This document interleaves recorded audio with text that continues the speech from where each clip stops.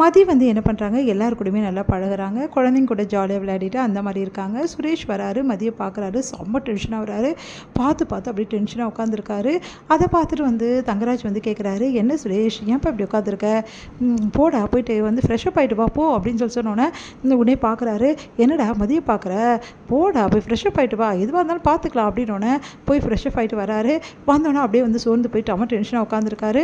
உடனே வந்து வா சுரேஷ் ஒரு முக்கியமான வேலை இருக்குன்னு சொல்லிட்டு வெளியே வந்து கார்டன் கூட்டின்னு போகிறாரு. அங்கே போய் உட்காந்து 2 பேருமே வந்து ட்ரிங்க்ஸ் சாப்பிட்றாங்க. அப்போ வந்து சுரேஷ் கிட்ட வந்து சொல்கிறாரு தங்கராஜ், இங்கே பாரு சுரேஷ், இப்படியே இருந்தால் எப்படிரா, அவள் உன் வழிக்கு வரணும்னா ஒரே ஒரு வேலை தான்டா இருக்குது, என்ன மாமா என்ன பண்ணுன்றீங்க, அவள் தான் இப்படி இருக்காளே பாருங்கள், நேராக போயிட்டு என் மேலே கம்ப்ளைண்ட் கொடுக்குறா, புருஷன் கொஞ்சம் மதிக்கிறாள் அவள், இல்லை என் அப்பா அம்மாவை வந்து மாமனார் மாமியார்னு மதிக்கிறாள் அவள் தான் யாரையும் மதிக்க மாட்டேங்கிறாளே, இவளை வச்சு நீ என்ன பண்ணுறதுன்னு தெரியல. அவர் அந்த இன்ஸ்பெக்டர் என்னன்னா, பொண்டாட்டிக்கிட்ட அட்ஜஸ்ட் பண்ணிக்கோ, பொண்டாட்டி எக்காரணம் கூட அவள் வந்து மறுபடியும் வந்து உன் மேலே கம்ப்ளைண்ட் பண்ணக்கூடாது, இல்லைனா உன் வேலையை தூக்கிடுவேன் அப்படின்னு சொல்லிட்டு மிரட்டாரு. நான் என்ன மாமா பண்ணுறது அப்படின்னு சொல்லிட்டு தலைமையில கை வச்சுட்டு உட்காந்துருக்காரு. இங்கே பாரு சுரேஷ், இங்கே பாரு பொண்டாட்டி புருஷனா அப்படி தான் இருக்கும், அதெல்லாம் ஒரு வேலையே கிடையாது. இங்கே பாரு உன் அக்காவுக்கும் எனக்கும் ஒத்தே வராது, அது உனக்கே தெரியும். ரேவதி என்ன சொன்னாலும் எனக்கு பிடிக்காது, நான் என்ன சொன்னாலும் ரேவதிக்கு பிடிக்காது. ஆனால் எப்படி இவ்வளோ நாள் நாங்கள் சேர்ந்து வாழணும், 2 குழந்தைங்களை பெற்றுக்கிட்டு மண்ணீரோடு வாழலையா, என்ன காரணம்னா அவள் எனக்கு அடங்கி போயிடுறது தான் காரணம்.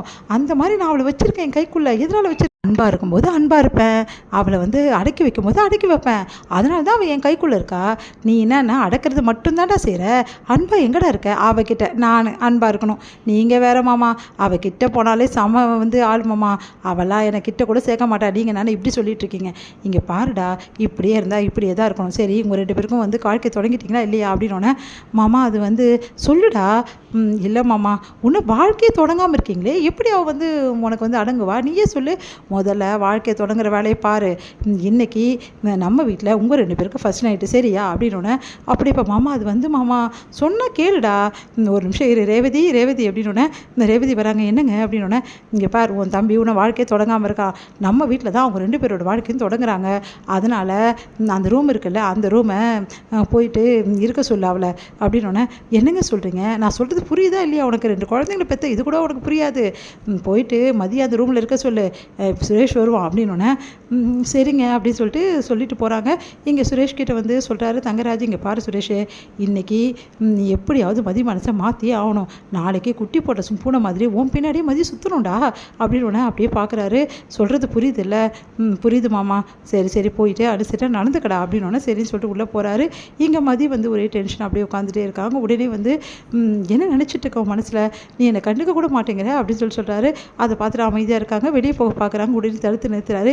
இங்கே பார்மதி, இவ்வளோ நாளாக இப்படியே இருந்துட்டோம், இதுக்கப்புறம் இப்படியே நாளெல்லாம் இருக்க முடியாது, நம்ம 2 பேரும் இன்றைக்கி வாழ்க்கை தொடங்கி ஆகணும், அதனால் நீ வந்து என் கூட இருந்தே ஆகணும் அப்படின்னு சொல்லிட்டு கையை பிடிக்கிறாரு. மதி செம டென்ஷன், கையை விட போகிறீங்க இல்லையா அப்படின்னு கத்துறாங்க.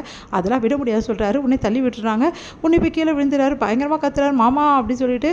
உன்னை தங்கராஜும் அங்கே வந்துட்டு வந்து என்னாச்சுடா அப்படின்னு சொன்னோன்னே, இவ என்னை தள்ளி விட்டுட்டா மாமா அப்படின்னு ஒன்று எல்லாரும் பார்க்குறாங்க. உடனே வந்து ஏமா இப்படிலாம் பண்ணுற அப்படின்னு, இவர் என்ன பண்ணார் தெரியுமா உங்களுக்கு, என்ன பண்ணா, என்ன சொல்கிறது, நான் சொல்கிறதுக்கு எனக்கு வாய் கூசுது அப்படின்னோடனே, இதில் என்னமா இருக்குது, புருஷன்காரன் பொண்டாட்டிக்கிட்ட வந்து உரிமையாக பழகிறது இல்லையா, இப்படியே பண்ணுறது அப்படின்னோடனே, இங்கே பாருங்கள், யாராக இருந்தாலும் சரி, ஒருத்தவங்களுக்கு பிடிக்கலன்னா பக்கத்தில் வர்றது தப்பு, அது பொண்டாட்டியாக இருந்தாலும் சரி அப்படின்னோடனே அப்படியே பார்க்குறாரு. என்னை பொறுத்த வரைக்கும் எனக்கு பிடிக்காத ஒரு விஷயத்தை செஞ்சால் நான் இப்படி தான் நடந்துப்பேன் அப்படின்னோடனே அப்படியே அதிர்ச்சியாக பார்க்குறாங்க ரேவதி. இங்கே பாருங்கள், இதெல்லாம் தப்புன்னு முதல்ல உங்கள் மாப்பிள்ளைக்கு நீங்கள் சொல்லி வைங்க, ஒரு பொண்ணோட அனுமதி இல்லாமல் அவளை தொடுறது சட்டப்படி குற்றம், அது பொண்டாட்டியாக இருந்தாலும் சரி, இந்த சட்டம்லாம் அவருக்கு தெரியும்ல, அவர் வந்து போலீஸாக தானே இருக்காரு, இதை சொல்லுங்கள் அவருக்கு அப்படி சொல்லிட்டு போகிறாங்க. அதை கேட்டுட்டு பயங்கரமாக அதிர்ச்சி அடைகிறாரு சுரேஷும். அப்புறம் மற்றவங்க எல்லாரும் சுரேஷ் எழுந்துக்கடா அப்படின்னு சொல்லிட்டு கூட்டிகிட்டு வராரு. மாமா எல்லாம் உங்களால் தான் மாமா, நீங்கள் சொன்னதால தான் இப்போ தேவையில்லாமல் அசிங்கமாயிடுச்சு மாமா அப்படின்னோடனே, டேய் விட்ரா பார்த்துக்கலாம் அப்படின்னு சொல்லிட்டு கூட்டிகிட்டு போகிறாங்க. ரேவதி அப்படியே ஆச்சரியமாக பார்க்குறாங்க மதியை.